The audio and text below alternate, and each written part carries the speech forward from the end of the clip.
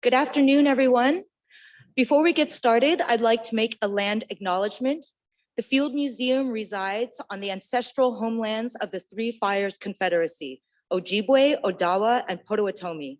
The area was also a site of trade, gathering, and healing for more than a dozen other Native tribes.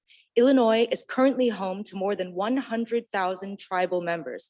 My respect and gratitude to the many Native people who live here today, as well as their ancestors.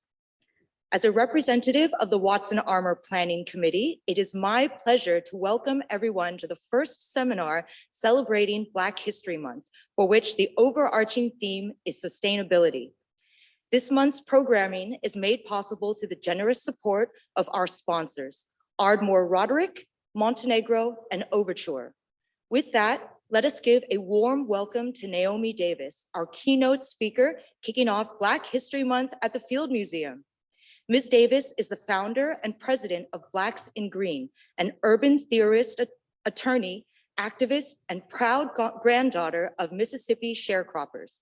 Her heritage forms the foundation for Blacks in Green's course in Grannynomics, the 8 principles of green village building, and the sustainable square mile, which Ms. Davis authored and teaches nationally in lectures and workshops and at universities.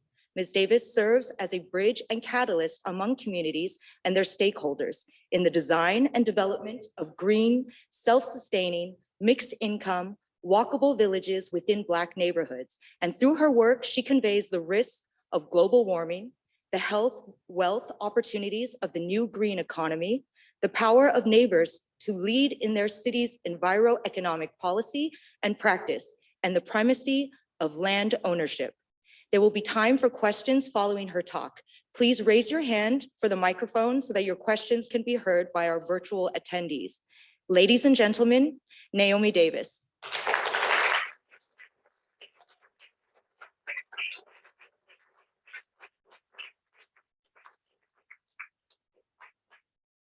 What a joy. Happy Black History Month. Thank you, Rita Brooks, for your loving nudges. Please come, be here. We want you. Let's work together. Let's play together. Yes. And my old, women our age shouldn't say that. One of my very senior most friends in the industry, Ala Kawali, who has just been a real heartthrob since the day we first met. So thank you. Well, you know what?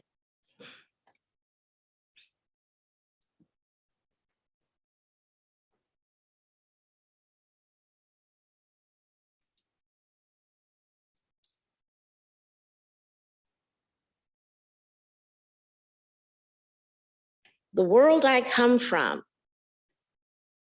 is a made-up place by the children of the Great Migration. Where I live is at the intersection of deep culture and green neighborhood revival. And if you've ever visited West Woodlawn, you'll know that's true. And if you haven't, you must come. Here, we are building a city of villages. I'm Naomi Davis, and I come from white gloves and mud, the proud granddaughter of Mississippi sharecroppers who, like 7 million other individuals, voted with their feet and moved up south for freedom and economic opportunity. I am the child of a master gardener, and I grew up in the bustling city of St. Albans, New York City, in a place where everybody knew your name, where all the lawns were cut, all the kids were college bound, and church was around the corner, school was down the street. And on Saturdays, any given Saturday, if the weather was warm enough, you'd find me and my brother weeding and watering, weeding and watering, weeding and watering. I come by it honest. I come from the underground. I come from listening to the whispers of the wind. I come from light broke in on me by degrees. I come from a world that works for everyone with no one and nothing left out. I come from start with what's in your hand. I come from follow the money. I come from spinning and salt, and then the British are gone. I come from, yes, it really is the economy, stupid. I come from sweet, sweet potato pie. I come from Grannynomics, the 12 propositions. And I want to say that when we talk about Grannynomics, we talk about a time when the values which ruled our households and guided our transactions in a framework where small was plenty. In my life, they were derived from the economic soul of my own grandmother's home and business management. Remember, the home is the first economy. She was Adelia Thompson Siggers of Mentor City, Mississippi, a sharecropper's wife.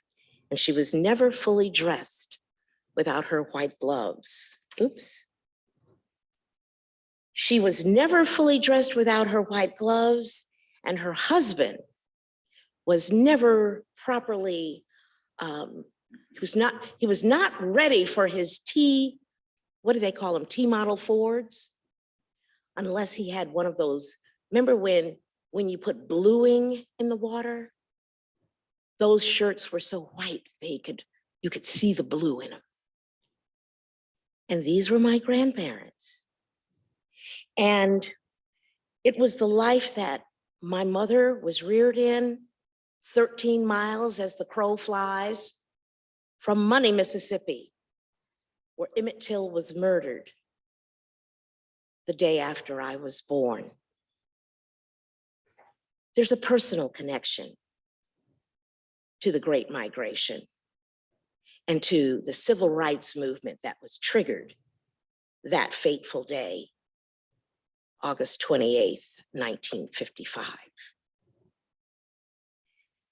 So I've begun to distinguish whole system solutions, which once operated sustainably in those backwoods, in those years, so many decades ago.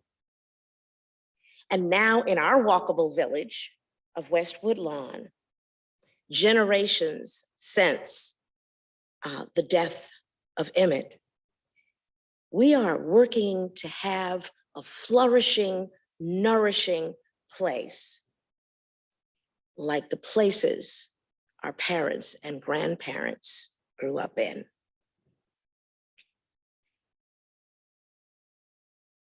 The place where cotton was beyond king, cotton was emperor. Cotton made the fortunes of the world across Europe. And the humble soil, which we have come to call sacred,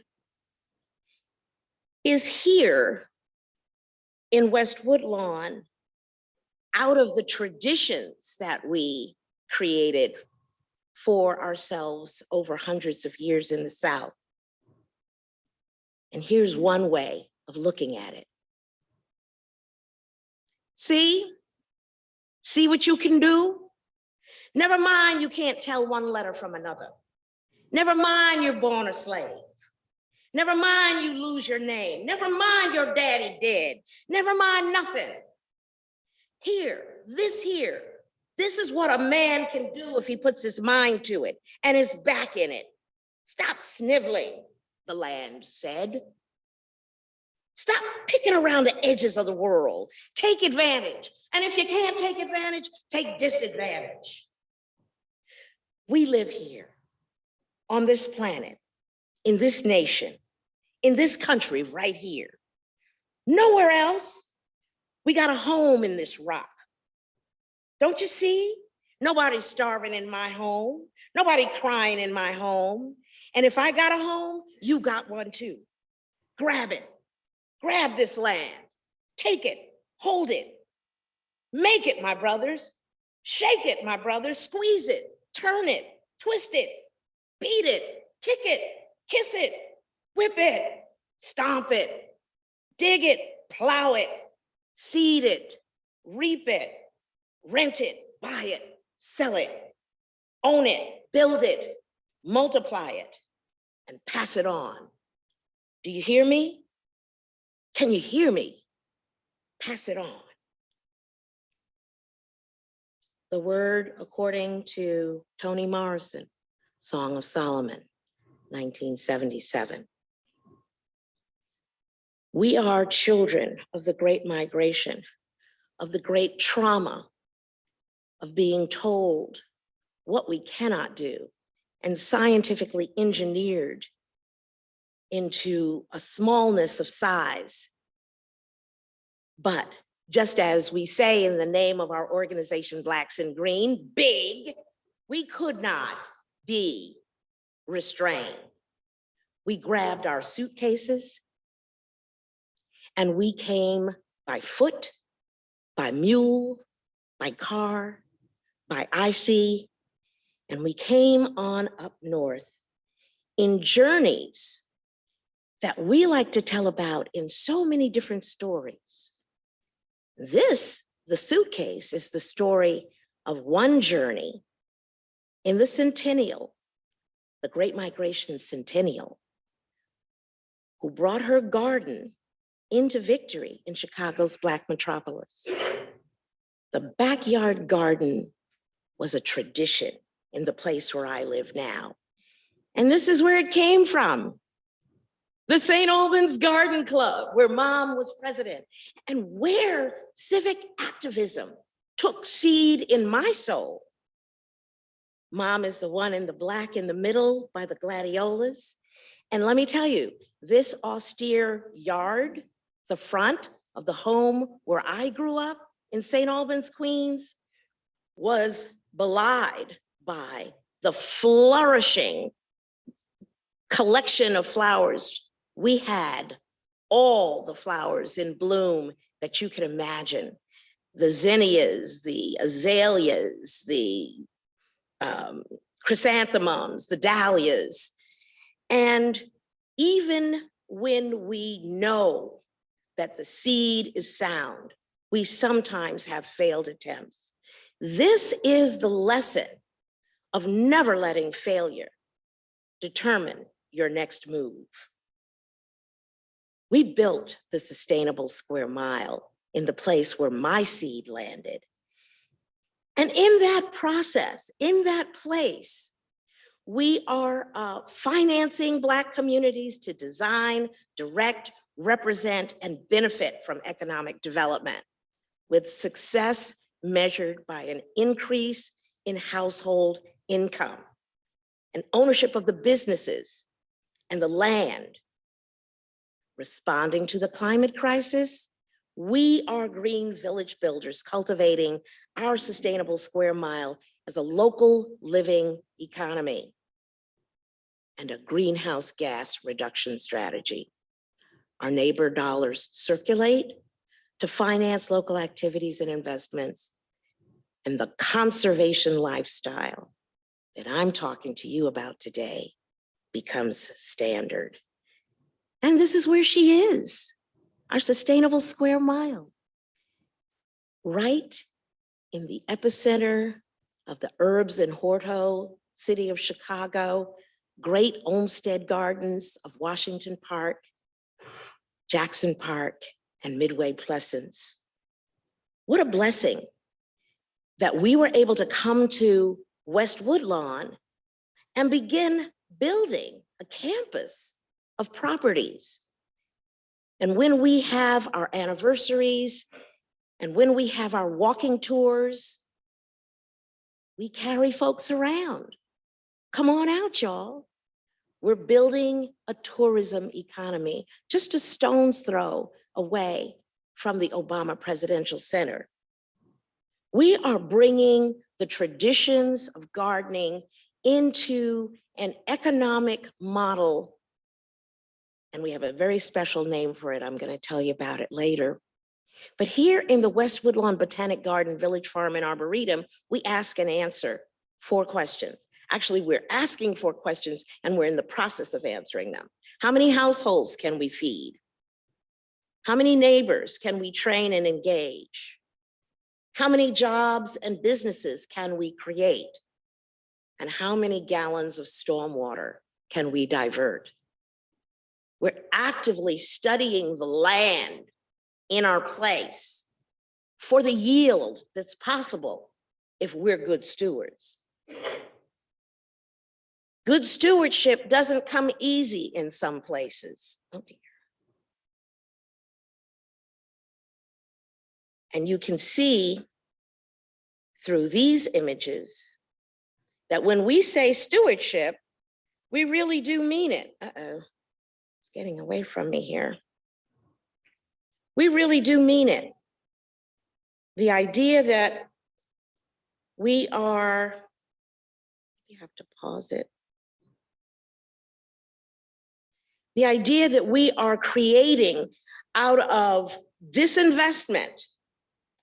This was the image, don't know why it's suddenly promoting itself, but this was the image of the day we bought the Emmett and Mamie Till Mobley house in West Woodlawn. We discovered it just like so many shuttered, underdeveloped, raggedy buildings in our neighborhood. We discovered it on one of the many walks that I took, loving the tree canopy, loving the architecture of the neighborhood, meeting my neighbors, being in right relationship, and discovering, to my sorrow, that we just had failed to remember. We had failed to enshrine what was sacred in our journey. To the point that when we tried our keys at every door, having closed on the Emmett and Mamie Till Mobley house that very day, we found a collection of squatters living in the building. 5 pages of code violations, walls broken through. This is a failure, but it's not where we stop. And this is the property today. Now, we have millions of dollars worth of work yet to be done on it. I'm going to share with you about our approach to real estate redevelopment. But we get 100 visitors coming through, and we get them leaving flowers on the doorstep and leaving messages on the wall. And we are inviting all of the world to come and pay tribute to a time and a place that changed everything. That fateful day that Emmett left this home. They lived on the 2nd floor, Emmett and his mama. And we are blessed to be able to be making a documentary called Telling the Full History, where we're collecting new stories, amplifying stories, collateral stories that really put the fine print on the life of these legends. They were people. And that full story includes how they engaged with their neighbors. You can't tell it from necessarily, yeah, you can tell it from here. Emmett, or Bobo, as he was known in the neighborhood, was a jocular boy, loved to laugh, was a little leader of the fellas in the neighborhood, and they loved their bicycle rides. These were the stories that we wanted to bring forward as part of the story of triumph.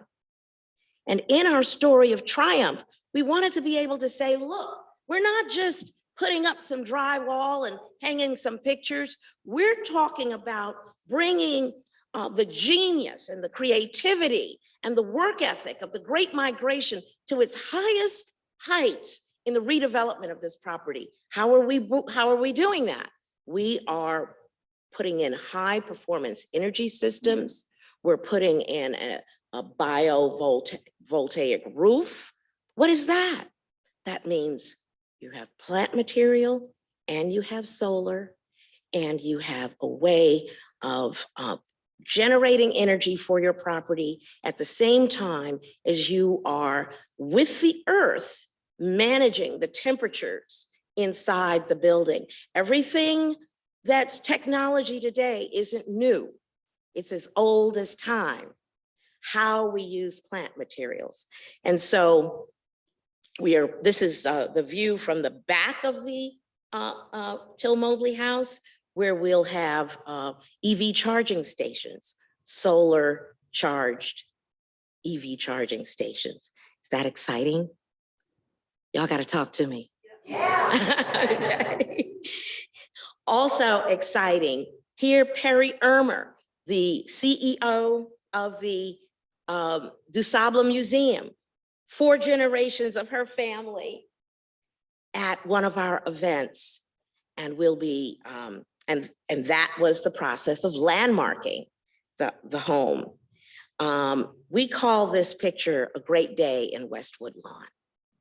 And we're very excited to bring you the news, the good news of the Great Migration in a current format.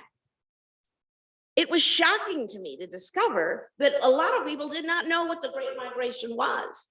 And so we decided that very early on, we would create a series of gardens that would memorialize that time in our history and that approach to living in community. Because this is what our community looked like. This particular lot vacant for 30 years, but then we stepped in and we made this. The John and Eunice Johnson Great Migration Garden. Why? Because they lived right next door to, well, 2 doors down from where this garden is located. Going door to door, we found a creative genius, Dwayne Jarrett, who designed our garden. And yes, one step at a time, we brought it with soil amendments, combining the old and the new, planting trees. We've planted over 400 trees in Westwood Lawn over the past 8 years, bringing in color, recycling stone, the prairie garden, the shade garden, the winding paths, fall color, spring color, color, everywhere you look, everyday beauty. How does God do that?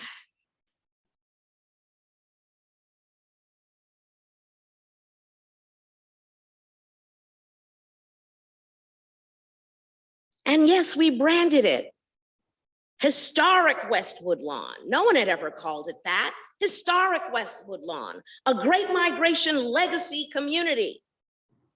And it doesn't matter what fancy people come through. And we welcome the Obama Presidential Center, just a stone's throw away. And we love us some Michelle. As a matter of fact, we used her book, American Grown, as our Bible for the first many years of our gardening in Westwood Lawn.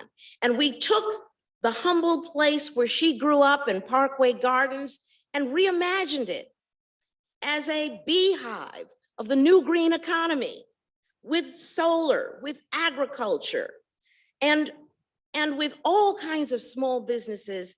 And we're hoping that in this next term of Mayor Lightfoot, that we can take down the 8-foot fences that they put up there and called it transformation and do some real transformation at Parkway Gardens. Can I get an amen? We wanted we wanted everyone in the neighborhood to get the bug. Literally, you know, there's a world out there of trees. And did you know the roots of trees talk to each other? Yes, indeed. And these were the species that the City of Chicago Department of Forestry recommended that we plant. So we use from those 12 species at our parkways, alongside our homes, up and down the streets of West Woodlawn. These are the species that we've planted. And we planted 66 trees on 66th Street and called it the Michelle and Barack Obama Scenic Drive. And it runs right into Jackson Park, just south of where the museum will sit. So we're excited about our roots, literally. We're excited about the family trees that we're memorializing. And guess what?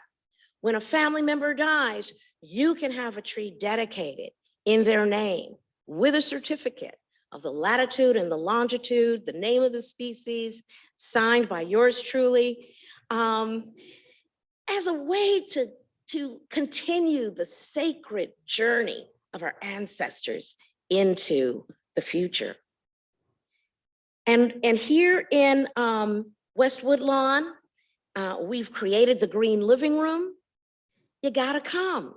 We opened as a coffee shop, died as a coffee shop during the pandemic, and have reinvented ourselves as the most fun place to gather, have your events, do your shopping. Got a little Michelle Museum in the back where we have her books and memorabilia and all things Michelle.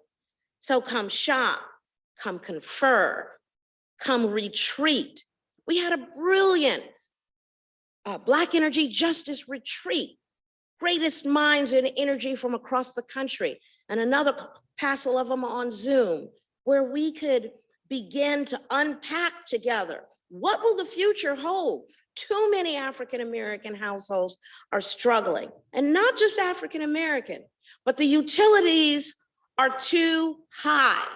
And in the tradition of our ancestors who didn't accept the status quo, they knew how to be patient, but they also knew how to press the envelope.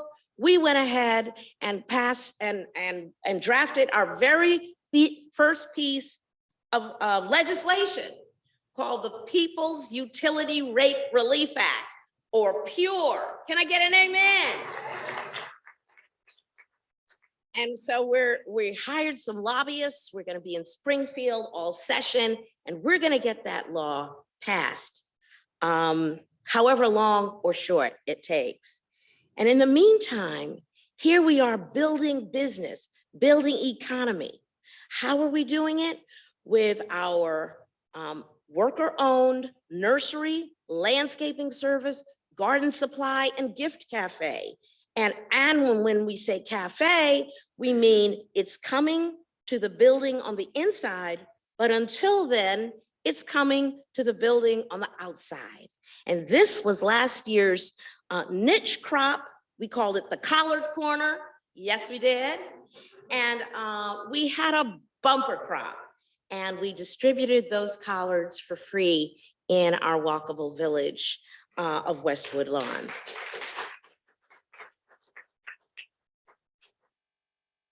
To give you a sense of scale, when I say a bumper crop, I really do mean it. And so we bring garden to wherever we are. And we bring the Great Migration to wherever we are. This is our Great Migration guest house at the Green Living Room. 3 bedrooms, you can rent them independently or all as one.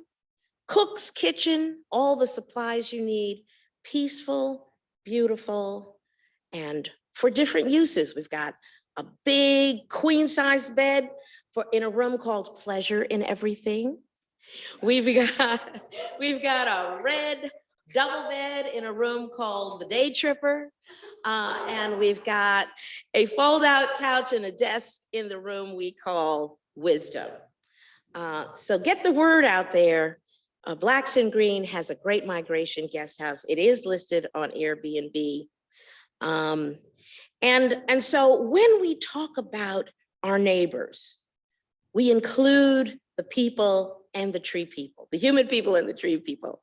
We include a way for families to come out. This is one of those Saturdays.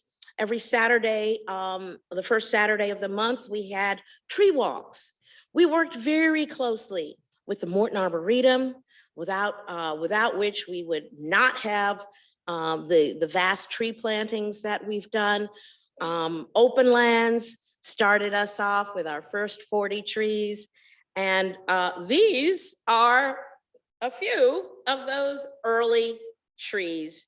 And this is the latest crop. So we've grown up in our work as well as the trees have grown up. This is a 3,600-pound tree, and we planted 36 of them. Amen? Amen. Amen. Okay. And so as we look at what is the infrastructure of our place, we took the idea of the urban homestead, which where did we get it from? Granny, where you're growing your own food on the place where you live, and you're collecting the rainwater, and you're recycling the trash. And we had this really special homestead fair. We've done three of them now. Every other year, the pandemic interrupted us, but we wanted everyone to know that there was a way to return to the future. We decided in this particular lot where we're going to be building our houses garden to plant those 40 trees from Open Lands, a fruit and nut orchard, which, people laughed and laughed. Oh, Naomi, look at them skinny little whips you got out there. Ha, ha, ha. But nobody's laughing now. Okay. And these little babies are not laughing now. They are playing in the fruit and nut orchard we planted. And these two of our gurus, David Welch and Dwayne Jarrett, we're trying to get the younger generation out. These old fellas ain't gonna last forever. Trees don't last forever either. And that's why we have to get into the spirit of land stewardship. And this is what we decided. We want a $100,000 prize and a week in Vienna in Venice to celebrate our take on affordable housing. Houses, gardens are everywhere for us. And so what you're looking at here are four flats. You can't tell, can you? And you know how you can look at a property and tell, oh, poor folks live there. You know how you can look at a property and tell it was made for poor folks? Okay, we defied that reality and said, we're just not interested in that reality. We're more creative and we have more love than that. So we took our walkable village. We're making it in our image.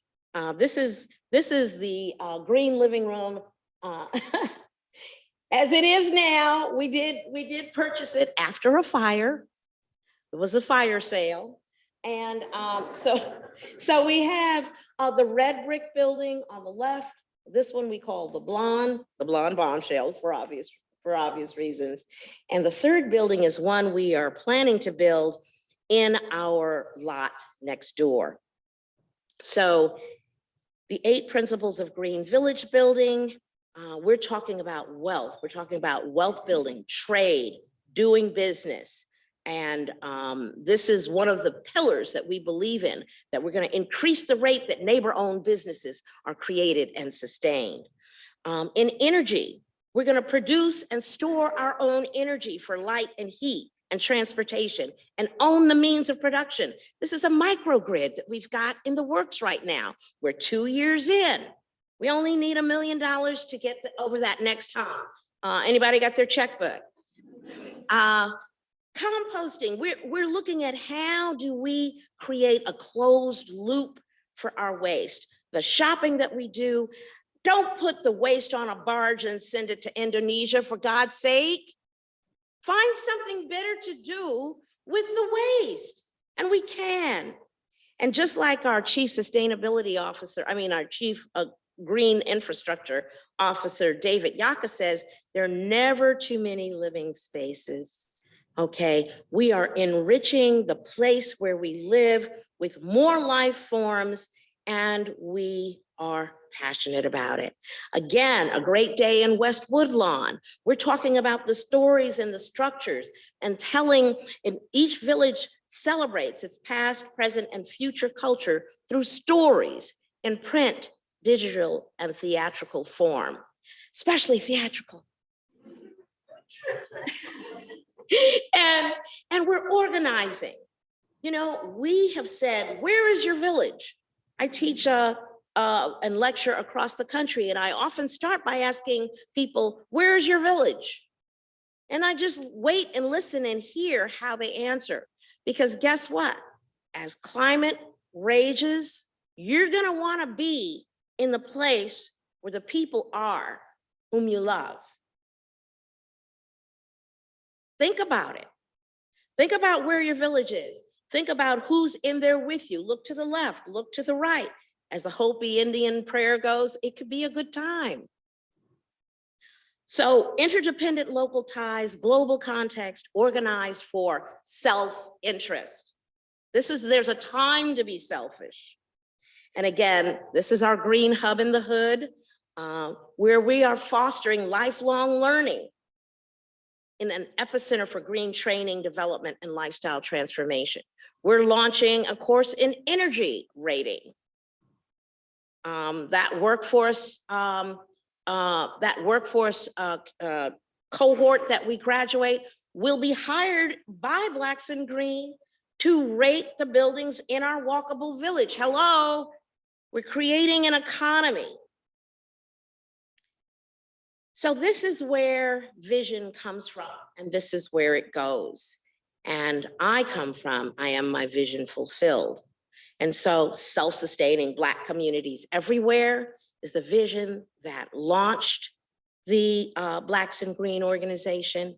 Our mission to reinvent that walk to work, walk to shop, walk to learn, walk to play village, where African Americans own the businesses, own the land, and live the conservation lifestyle. It's a geography just small enough to be developed and managed by a few good neighbors. That's what we need. This gold standard, because we're looking at how do we manage what we're not measuring? Are we measuring, does our economic development increase household income of the residents of a place? No, we do not. And we never have. And until we do, we can't make the measures that will cause the increase. And so as we manage our resilience in this way, our sustainable square mile becomes our buffer against the climate crisis. And in this way, we can restore our place in the world. So we're being that buffer. We're creating these neighbor-owned businesses.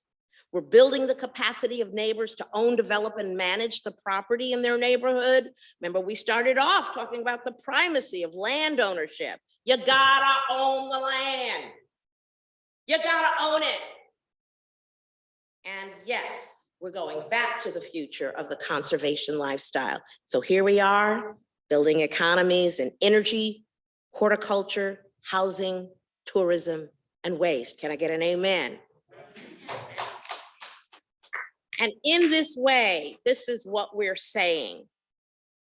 This is how Chicago becomes a city of villages. That walk to work, walk to shop, walk to learn, walk to play place, where the neighbors own the businesses, own the land, and live the conservation lifestyle. So ask yourself, where's your village? And understand that we have a whole system solution that we are offering. because only a whole system solution is going to transform the whole system problem common to Black communities everywhere. That is our theory of change. And so as we wrap up today, I wanted you to understand that yes, it's my own personal journey from the land. It is my own personal church, the land is. And we call our approach to economic development, horticultural economic development, GOD, or garden-oriented development. And just to say that our green infrastructure programs cultivate commercial corridors, family properties, open spaces, green careers and enterprises, and the natural capital that quietly blesses us every day, all around us. Is that wonderful? Is that a blessing? And we have these businesses, Big Botanic Gardens and Farms, that worker-owned nursery, landscaping service, garden supply, and gift cafe. And we're out there submitting proposals to the developers and to the neighbors, and we're saying, you know, let us have your business. We're gonna hire you, we're gonna give back, we're gonna keep the cycle going. And just like Eastern Market, raise your hand if you've been to Eastern Market in Detroit, okay? It's a miracle of a horticultural economy. It's where 20 years ago, I got one of these ideas for what became our sustainable square mile. Those are old businesses. It could happen. It's gonna. Backyard gardening, 2013, the year of the backyard garden. We're gonna create 100 backyard gardens. And we created 2. But we failed, but didn't give up. And so around the neighborhood, on the commercial corridors, we're beautifying. At the senior home, we're growing vegetables, just like they all remember doing in their childhood with their nanas. This is the POA development on Cottage Grove. And just down the way, our forgiveness garden. And didn't Mamie leave a legacy of forgiveness? Who are you holding a grudge against?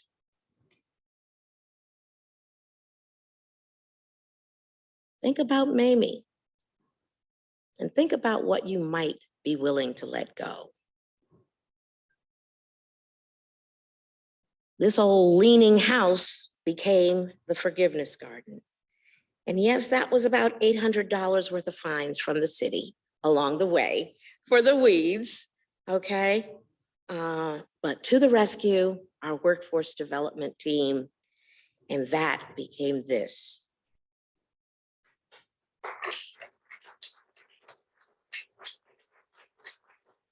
We're still working on it, but that is the point of today's journey. From Mentor City to Chautauqua Woodlawn. Have you heard of Chautauqua, New York, Chautauqua Institution?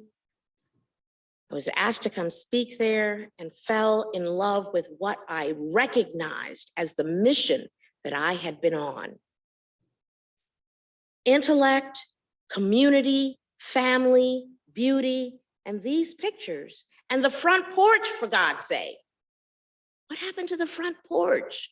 What happened to activating the street? What happened to seeing your neighbors come and go? Gorgeous? Art? And us.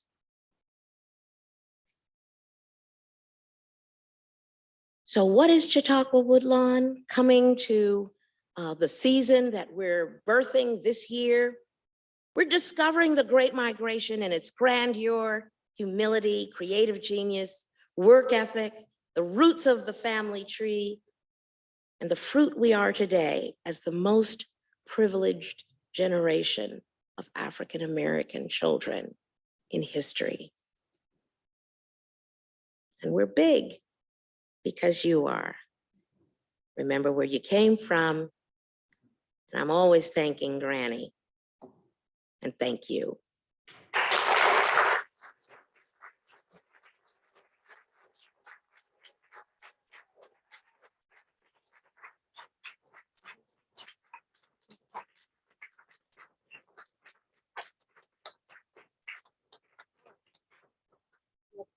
Questions?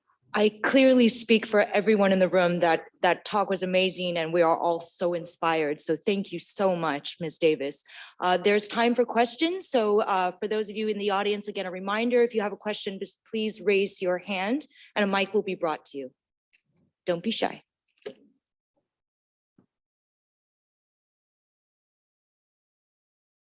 Naomi, it's wonderful to see you. It's Abigail. Hey,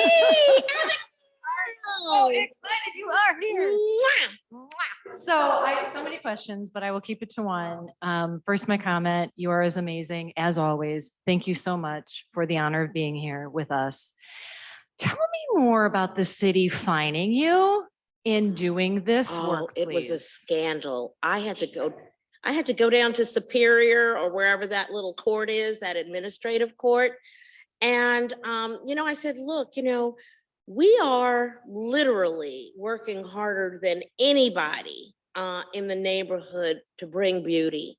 And sometimes, it takes a while and sometimes it goes a little sideways. But one thing you can count on from Blacks and Green is that we're going to make it bloom. And they were like, yeah, that'll be $800. So it was because, so that just is stupid. So it's because the of weeds, height because of the weeds were, and I got to tell you this, and my friends at MWRD will forgive me for calling them out, but we got 7 truckloads of that the biosolid. That's some strong stuff, because it grew those weeds like taller than me. And so we had a lot of work to do to extract and to keep them extracted before they would go to seed, because then there would just be more. And it was a battle for an entire season. It took us, this is like the 5th year of the Mamie Till Forgiveness Garden, and we still have a ton of work to do, but it's also, who gardens? Doesn't it just take you there? Isn't it just like therapy? So, and yeah, it's work too. Like I said, weeding and watering.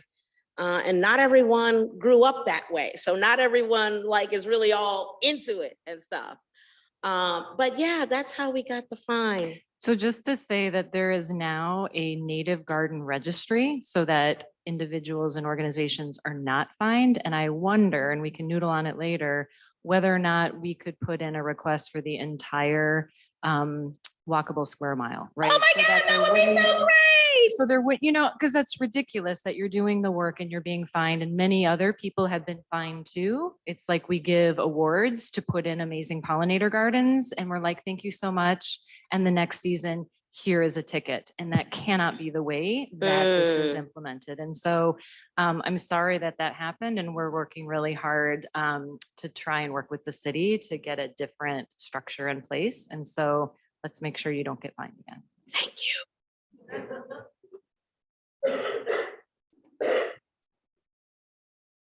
Thank you for being here. Really appreciate it. I'm just curious, how are you guys connecting with the youth in the community? And or if not, how do you see connections being made with the youth in the community and just in Chicago in general? Yeah, that is an area where we have not been able, due to our size, to cultivate programming, but we do have a plan. Right there on the Emmett and Mamie Till Mobley, we call it a campus because we have the house and then the 2 lots next door to it. We're building a community performance space, and it's designed for the kids. It's a place where they can come, and I grew up in the theater, and there's almost nothing more fun than goofing and creating and imagining and pretending and dressing up and acting out. together with your peers, uninterrupted, ungazed on, just creative juices. And we know that theater is one of those art forms that has the power to change hearts and minds. And so we're actively cultivating it. Some of you may have been there when we produced our first musical, Migration the Musical. Oh my God. We did story circles throughout the neighborhood. Story circles are a thing. About 12 to 25 people in a circle. You talk about a time when, and then you pick, you pick your topic for the day. Everyone talks about the same time when. They talk for 2 minutes. And you have a job of listening reverently. That's not as easy as it sounds. You listen reverently. And when we do this practice, we find neighbors fall in love with each other. And so the process that was taught to me by Kevin Ayega Jeff of Deeply Rooted, Deeply Rooted dance, okay, is you take the stories. And so we collected about 90 stories. We selected 5. We took the neighbors whose stories they were, and we added a set and some costumes and some music, and didn't we just have a musical? And it is a process called a play in a day, and it's something that we look forward to teaching to the children in our neighborhood and really activating them. Theater will cost about $10 million, which we don't have, but we are priming the pump with some theater activities for youth that we'll be bringing online this summer, because at the Green Living Room, we do have a stage, and we have stage lights, and we have microphones, and we have it there for a reason. And so we're looking forward to fulfilling on that. Okay, well, I'll be in your inbox. Okay. Well, Naomi, it's such an honor to have known you and to see this vision come to life. I mean, you were telling me about this, I don't know, decades ago. And so you did it. You really did it. Thank you so much. I have 2 questions. One is, are you in conversation with the Obamas? Are they like supporting you all? Yes. I hope so. So the answer to that is we're launching our Chautauqua Woodlawn Distinguished Lecture Series this month. And our first speaker is Mike Strout-Manis from the Obama Presidential Center. Oh, great. And he will be talking about Woodlawn and the world, bringing tourism. Because they should be working with you. And my other question is, how can we as a museum work with you? Like, what is it that you see as the role? We're your neighbors up north. So what is it that you see that we can do to continue to build on your vision, which is so field museum, I have to say? That's right. That's right. Well, we would love a collaboration centered around teaching the 8 principles of green village building. We'd love a collaboration where our visitors to the field are also coming and visiting West Woodlawn, and the active storytelling around that, the documentation. These are like right at the center, at the heart of things that we can and really ought to be doing together. Thank you for that question. Right, Rita? Right. You also told me about the Disciple Wilderness Weekend. Oh, yes.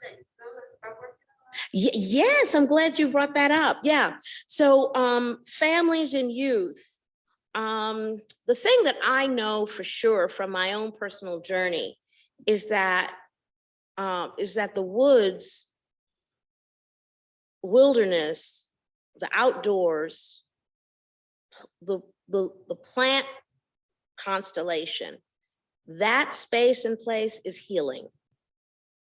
There's this thing called grounding. If you've never done it, just go and lay flat on the ground where there's just, there's no rocks or whatever, it's just ground. Just go and lay on your back on the ground.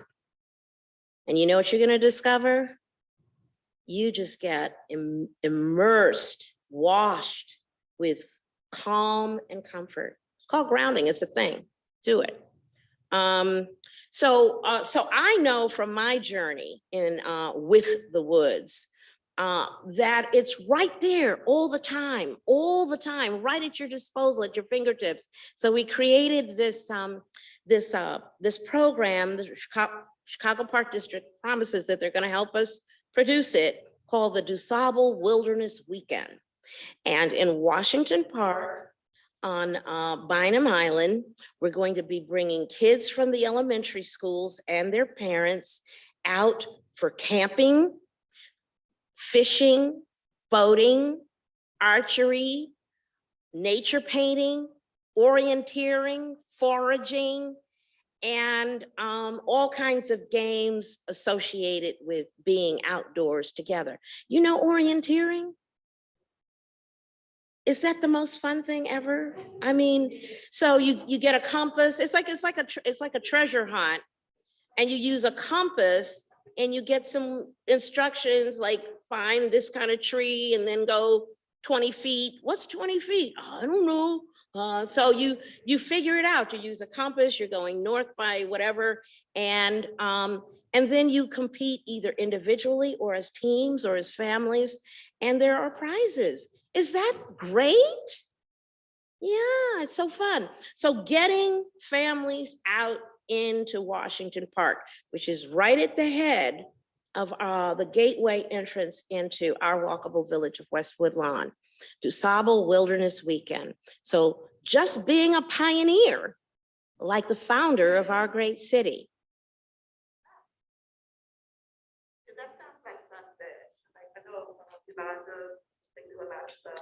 Oh my God, that's right. That's right. And look at Abigail shaking her head. Yeah. Yes.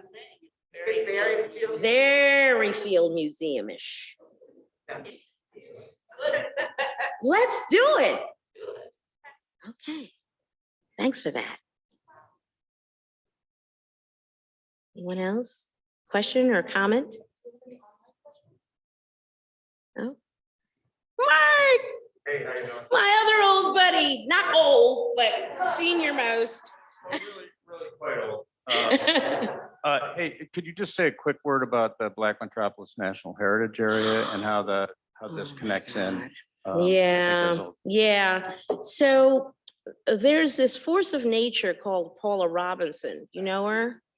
Okay. Who for about 20 years, maybe a little more, has been huddled up with a dozen of her closest friends on a dedicated journey toward recognition of Bronzeville for the, sort of national mecca that it has been for Great Migration comers.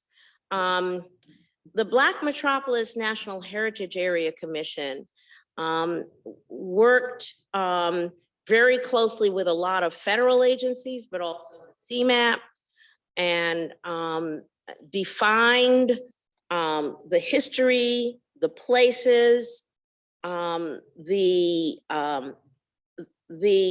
people who made that area. I think the official boundaries are 12th Street on the north down to, well, actually we're the southernmost. West Woodlawn is the southernmost tip of the Black Metropolis. We call our little area the Black Belt, and we're the tip of the belt, okay?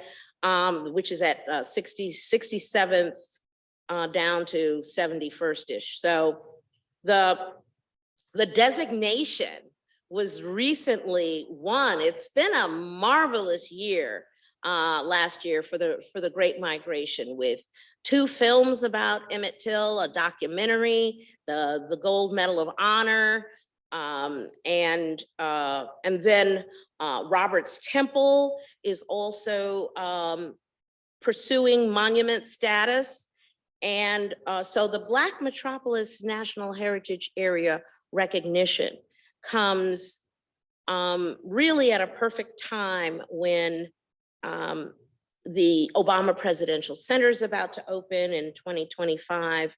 But to be able to say that, you know, and it's through Horace Drayton's book, The Black Metropolis, which is a 1932, I think, classic documentation of the people and the places and the movement and the genius and the hard times and the struggle and the triumph of African Americans in the Chicagoland area as epicentered in what we call Bronzeville. And we're very, very proud that somehow, after all these years, the administration got it done. Did you want to add anything to that? Yeah, it's a biggie. It's really big.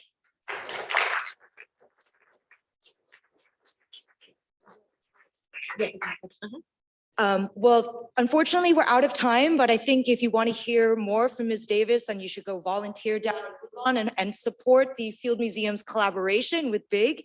I just want to say thank you all for coming, and make sure to check out the next 2 Black History Month Armor seminars. Next week, we will have Cheryl Johnson, Executive Director of People for Community Recovery, and anthropology PhD candidate Passima Cole Quelly will speak the following week. More information about the museum's Black History Month programming can be accessed on the website, which you can get to by scanning the QR code posted on the table outside. Thank you so much for coming, and have a wonderful day.